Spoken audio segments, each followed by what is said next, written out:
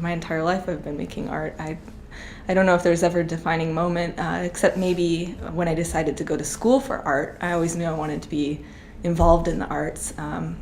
And that moment came at dinner table when my mom said that she regretted not going to school for art, and I said, okay, I'm not going to have that regret. So I have a very personal connection here, which I'm sure everyone does who's lived here to some extent, or who lives anywhere.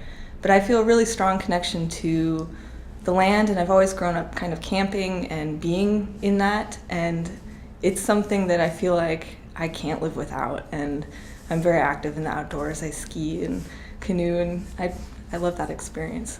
And I think Alaska is one of the few places where you can go out, not even that far from town, and feel like you're the only person in the world, and that kind of feeling leads to feeling like you're part of the land, and that's something I like to chase. And it's definitely the main influence behind my art.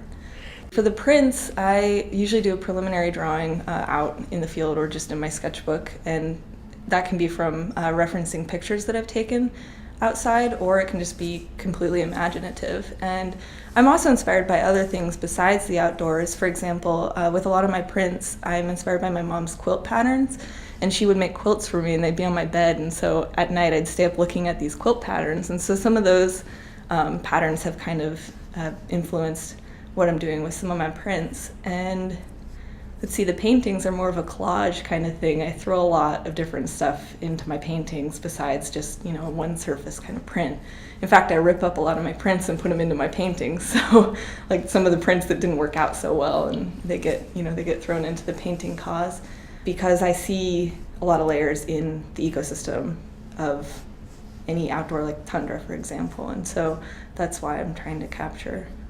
It's kind of a trip, honestly. It's like it transports me when I'm in the tundra. So I love the fact that there's all sorts of different types of scale. So for example, if you look at the lichen on a rock, it's going to kind of reference the pattern of a river, or the veins in your body, or it references so many things, and I see it at so many different scales. And so also the relationship between the grand and the minute. So like a lichen on a rock is slowly going to decompose the rock, so it's having an effect on the landscape, but it's in this time scale that I can't even really begin to comprehend. It's beyond my lifespan. So I think that's a powerful notion.